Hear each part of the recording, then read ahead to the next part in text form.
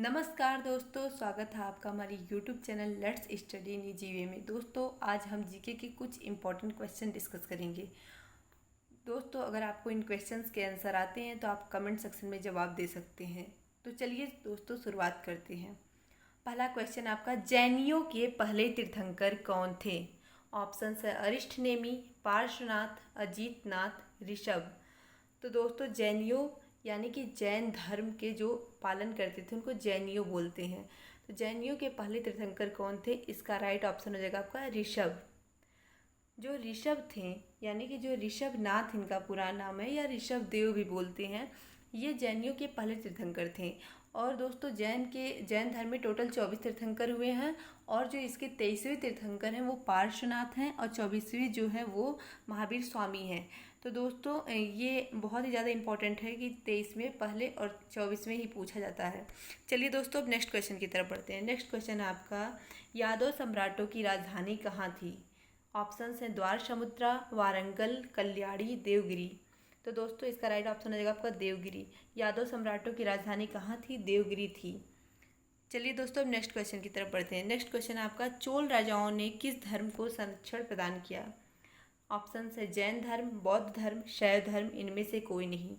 तो दोस्तों, चोल राजाओं ने शैव धर्म को संरक्षण प्रदान किया। चलिए दोस्तों, अब नेक्स्ट क्वेश्चन की तरफ बढ़ते हैं। नेक्स्ट क्वेश्चन है आपका, विजय स्तंभ कहाँ स्थित है? ऑप्शन है इसके दिल्ली में, झांसी में, चित्तौड़गढ़ में, इनमें से कोई नहीं। तो दोस्तों, इसका राइट ऑप्शन हो जाएगा आपका चित्तौड़गढ़ में। विजय स्तंभ कहाँ स्थित है? विजय स्तंभ जो है वो आपका चित्तौड़गढ़ में स्थित है। इसका निर्माण 1437 ईस्वी में मेवाड़ के जो राजा थे राणा कुंभा, इन्होंने महमूद खिलजी के नेतृत्व वाली मालवा और गुजरात की सेनाओं पर सारंगपुर युद्ध जो हुआ था उसके विजय की स्मारक के रूप में बनवाया था। और इसको बनाया कौन था, इसके वास्तुकार कौन थे? वो राव जैता थे।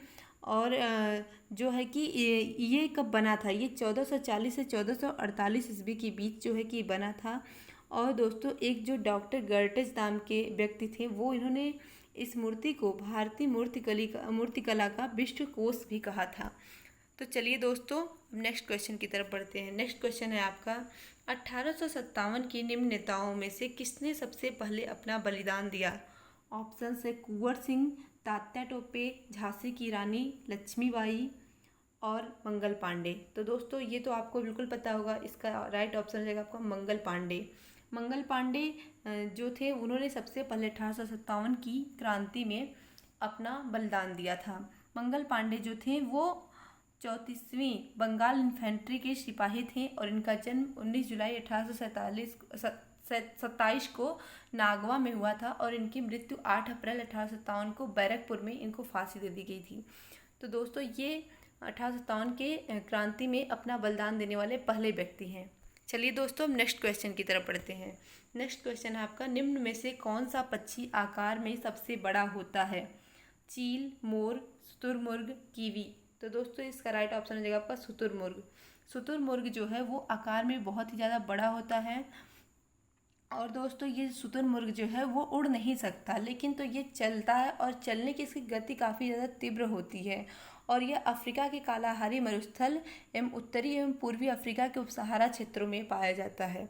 चलिए दोस्तों, अब नेक्स्ट क्वेश्चन की तरफ चलते हैं। नेक्स्ट क्वेश्चन है आपका, स्वेज नहर किस किस को जोड़ती है? ऑप्शन से भूमध्य सागर और लाल सागर, बाल्टिक सागर और कैस्पियन सागर, भूमध्य और उत्तरी सागर, लाल सागर और कैस्पियन सागर। तो दोस्तों, इसका राइट ऑप्शन हो जाएगा आपका भूमध्य सागर और लाल सागर। स्वेज नहर किसको किसको जोड़ती है? तो इसका राइट ऑप्शन हो जाएगा आपका दोस्तों भूमध्य सागर और लाल सागर को। स्वेज नहर भूमध्य सागर और लाल सागर को जोड़ती है। और दोस्तों, स्वेज नहर कहाँ स्थित है? वो मिस्र में स्थित है, और इसका निर्माण 1869 ईस्वी में किया गया था दोस्तों। और अगर स्वेज नहर का निर्माण नहीं होता तो हम यूरोप से जब भारत आते तो हमें 7000 किलोमीटर दूरी और भी ज़्यादा चलनी रहती, तो इतने की अब बचत होती है अब, यानी हम जल्दी पहुंच सकते हैं भारत। और इसकी लंबाई कितनी है? इसकी लंबाई स्टार्टिंग में 164 किलोमीटर थी दोस्तों, लेकिन बाद में बढ़ करके 193 किलोमीटर हो गई। तो दोस्तों, ये था स्वेज नहर। स्वेज नहर बहुत ही ज़्यादा इंपॉर्टेंट है, और यह हमेशा और हमेशा पूछी जाती है, तो इसको आप लोग जहन में रखिएगा। चलिए अब नेक्स्ट क्वेश्चन की तरफ बढ़ते हैं। नेक्स्ट क्वेश्चन है आपका, खासी और गारो जनजातियाँ मुख्यतः कहाँ पाई जाती हैं? ऑप्शन है मेघालय, नागालैंड, मिजोरम, इनमें से कोई नहीं। तो दोस्तों इसका राइट ऑप्शन हो जाएगा आपका मेघालय। खासी और गारो जनजातियाँ या जातियाँ भी बहुत बार पूछा जाता है। दोस्तों ये काफ़ी इम्पोर्टेंट है और ये मेघालय में पाई जाती हैं। और इसके अलावा काफ़ी और भी सारी जनजातियाँ पाई जाती हैं, जैसे मणिपुर में कुकी, नागा, आगामी जनजातियाँ पाई जाती हैं। मिजोरम में पाओ, मिजो, चकमा पाई जाती हैं। उसी तरह से नागालैंड में नबुई नागा पाई जाती है, अंगामी पाई जाती है, मिकीर। तो ये बहुत सारी जनजातियां हैं और जनजातियां अक्सर प्रश्न में पूछे जाते हैं। चलिए दोस्तों अब नेक्स्ट क्वेश्चन की तरफ बढ़ते हैं। नेक्स्ट क्वेश्चन आपका, राज्यसभा के सदस्य के लिए न्यूनतम आयु है? ऑप्शन है 25 वर्ष, 21 वर्ष, 30 वर्ष, 35 वर्ष। दोस्तों ये तो बहुत ही ईजी है। राज्यसभा के लिए न्यूनतम आयु है 30 वर्ष आपका दोस्तों। और राज्यसभा 6 वर्ष के लिए राज्यसभा का सदस्य बनाया जाता है और इसके जो सदस्य हैं वो जो है कि ये राज्यसभा को कभी विघटित नहीं किया जा सकता है। और दोस्तों जो है कि प्रधानमंत्री बनने के लिए या फिर और भी कोई मंत्री बनने के लिए आपको लोकसभा या राज्यसभा में से किसी एक सदन का सदस्य होना अनिवार्य होता है। तो दोस्तों ये राज्यसभा के लिए न्यूनतम आयु कितनी है? 30 वर्ष, ये हमेशा पूछी जाती है। लोकसभा के लिए कितनी है? रिवाइज कर लीजिए, 25 वर्ष है लोकसभा के लिए। चलिए दोस्तों अब नेक्स्ट क्वेश्चन की तरफ बढ़ते हैं। नेक्स्ट क्वेश्चन है आपका, भारतीय सिविल सेवा में चुने गए पहले भारतीय का नाम था? दोस्तों ये थोड़ा सा क्वेश्चन मैंने मिस्टेक कर दिया है और यहाँ पर जो है कि भारतीय सिविल सेवा में चुने गए पहले भारतीय का नाम है सुरेंद्र नाथ बनर्जी जी। वो सुरेंद्र नाथ बनर्जी जी नहीं होगा। भारतीय सिविल सेवा में चुने गए पहले भारतीय का नाम दोस्तों सत्येंद्र नाथ टैगोर है, जो कि रविन्द्रनाथ टैगोर के भाई थे, बड़े भाई थे। और इसमें मैंने सुरेंद्र नाथ बनर्जी लिख दिया है भूल करके, तो ये आप लोग याद करिएगा कि भारतीय सिविल सेवा में चुने गए पहले भारतीय का नाम सत्येंद्र नाथ टैगोर है, जो कि रविन्द्रनाथ टैगोर की क्या थे? भाई थे रविन्द्रनाथ टैगोर की। और इन्होंने 1863 ईस्वी में सिविल सेवा के लिए ये उत्तीर्ण हुए थे। तो इसका राइट ऑप्शन हो जाएगा आपका सत्येंद्र नाथ टैगोर। सत्येंद्र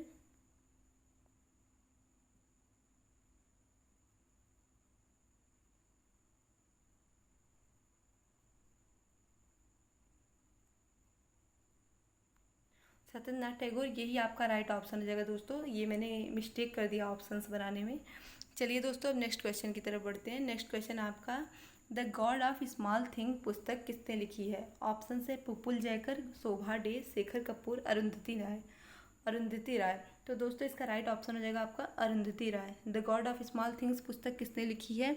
तो ये अरुंधति राय लिखी हैं। और इसके लिए इनको 1997 में 1997 में इसके लिए इन्हें मैन बुकर अवार्ड भी मिला था। और इनकी काफ़ी सारी और भी बहुत सारे बुक्स फेमस हैं और काफ़ी ज़्यादा पूछी भी जाती हैं इनकी बुक्स। तो एक बुक का इनका नाम है, आपको बता देते हैं, the ministry of utmost happiness. ये इनकी एक बुक का नाम है। और भी बहुत सारी बुक्स हैं, तो आप लोग इनकी बुक ज़रूर पढ़ लीजिएगा। चलिए दोस्तों अब नेक्स्ट क्वेश्चन की तरफ पढ़ते हैं। नेक्स्ट क्वेश्चन है, निम्न में से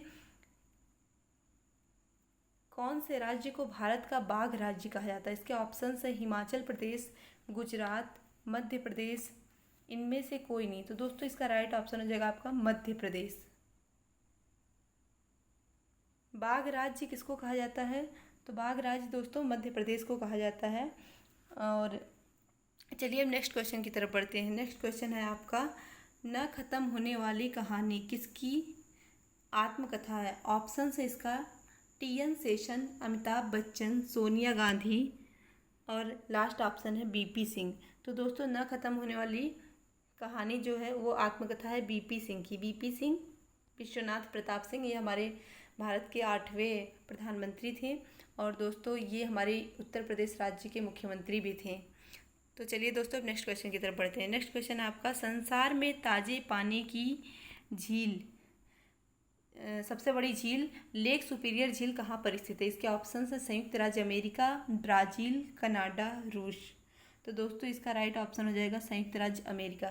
संयुक्त राज्य अमेरिका में ताजे पानी की सबसे बड़ी झील लेक सुपीरियर झील स्थित है।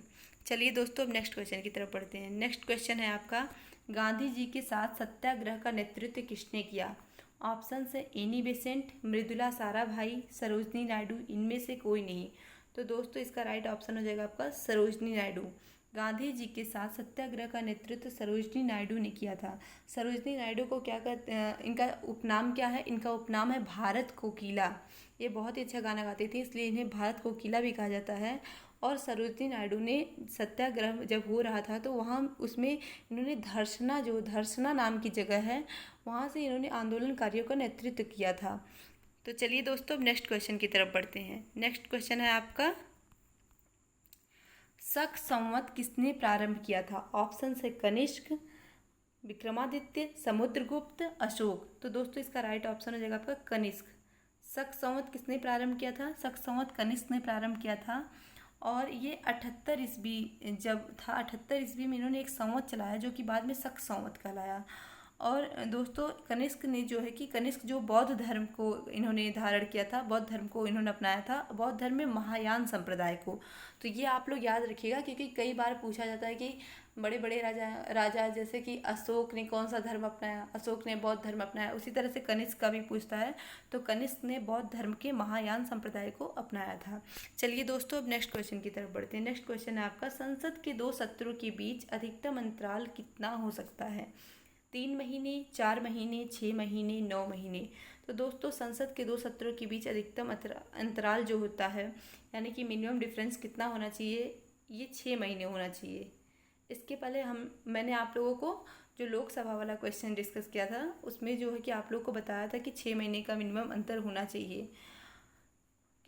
इस हिसाब से तो आप कम से कम जो है कि एक साल में 2 सत्र जरूर आयोजित कर सकें। और दोस्तों उस तरह से तो हमारे देश में 3 सत्र आयोजित किए जाते हैं संसद के, बजट सत्र, मानसून सत्र, शीतकालीन सत्र। तो लेकिन मिनिमम डिफरेंस आपका 6 महीने होना चाहिए। चलिए दोस्तों, अब नेक्स्ट क्वेश्चन की तरफ बढ़ते हैं। नेक्स्ट क्वेश्चन है आपका, 1977 में पंचायती राज की समीक्षा के लिए गठित समिति की अध्यक्षता किसने की थी? ऑप्शंस है बलवंत राय मेहता, अशोक मेहता, KN काटजू, जगजीवन राम। तो दोस्तों इसका राइट ऑप्शन हो जाएगा आपका अशोक मेहता। 77 में जो पंचायती राज समिति बनी थी, उसके जो समीक्षा के लिए गठित कमेटी की अध्यक्षता किसने की थी? तो वो अशोक मेहता ने की थी। और इसके लिए एक खास बात जो इसमें है वो ये है कि दोस्तों इन्होंने त्रिस्तरीय जो होती थी पंचायत समिति, अब जो त्रिस्तरीय पंचायतें होती थी उसको इन्होंने द्विस्तरीय करने के लिए सुझाव दिया था। और दोस्तों वर्तमान में तो त्रिस्तरीय पंचायतें ही हैं, ग्राम स्तर पे, ब्लॉक स्तर पे और जिला स्तर पे। लेकिन जो ये अशोक मेहता थे, उन्होंने 77 में जो पंचायती राज की समीक्षा के लिए गठित समिति की अध्यक्षता की थी जब इन्होंने द्विस्तरीय पंचायत को जो है कि करने का सुझाव दिया था। चलिए दोस्तों, अब नेक्स्ट क्वेश्चन की तरफ बढ़ते हैं। नेक्स्ट क्वेश्चन है आपका, फ्रांसीसी क्रांति ने किसकी शिक्षाओं से प्रेरणा प्राप्त की? ऑप्शन है लॉक, रूसो, प्लेटो, इनमें से कोई नहीं। तो दोस्तों इसका राइट ऑप्शन हो जाएगा आपका रूसो। फ्रांसीसी क्रांति के जो लोग थे वो रूसो जो विचारक थे, उनसे इन्होंने शिक्षा प्राप्त की थी, शिक्षा या प्रेरणा प्राप्त की थी इनकी शिक्षाओं से। तो दोस्तों फ्रांसीसी क्रांति में वाल्टेयर, मॉन्टेस्क्यू और रूसो, इन तीनों लोगों का काफ़ी ज़्यादा योगदान है। इन्हीं की वजह से, इन्हीं की प्रेरणा से इन्होंने जो है कि फ्रांस की क्रांति जो हुई थी, जो कि 1789 में लुई 16वां के शासनकाल में हुई थी। और उस समय जो है कि फ्रांस में सामंती व्यवस्था थी। बाद में इन्होंने समानता, स्वतंत्रता और बंधुत्व का जो नारा दिया था, काफ़ी फेमस है ये नारा। तो ये जो है कि फ्रांस की क्रांति में से रिलेटेड कुछ बातें हैं। तो फ्रांस की क्रांति में किसकी शिक्षाओं से प्रेरणा प्राप्त की? तो वो रूसो ही होंगे। चलिए दोस्तों, अब नेक्स्ट क्वेश्चन की तरफ बढ़ते हैं। नेक्स्ट क्वेश्चन है आपका, निम्नलिखित में से कौन सा स्त्रीलिंग हार्मोन है? ऑप्शन है एस्ट्रोजन, एंड्रोजन, ऑक्सीटोसिन, इंसुलिन। तो दोस्तों इसका राइट ऑप्शन हो जाएगा आपका एस्ट्रोजन। एस्ट्रोजन जो है वो स्त्रीलिंग हार्मोन है, स्त्री का हार्मोन है। और दोस्तों इस स्त्री में पाए जाने वाले 2-3 हार्मोन है, एस्ट्रोजन है, प्रोजेस्टेरोन है, रिलैक्सिन है। ये काफ़ी ज़्यादा पूछे जाते हैं हार्मोन्स। और दोस्तों जो पुरुष में पाया जाता है एंड्रोजन, जहाँ भी आपको एंड्रो दिखे, एंड्रो वर्ड से आप तुरंत समझ जाइएगा कि ये पुरुष से रिलेटेड है, मेल से। तो एंड्रोजन जो होगा वो पुरुष में पाया जाएगा। इसके अलावा टेस्टोस्टेरोन भी पुरुष में पाया जाता है। तो दोस्तों ये थे जीके के कुछ इंपॉर्टेंट क्वेश्चंस जो काफ़ी ज़्यादा गवर्नमेंट जॉब एग्जाम्स में पूछे जाते हैं।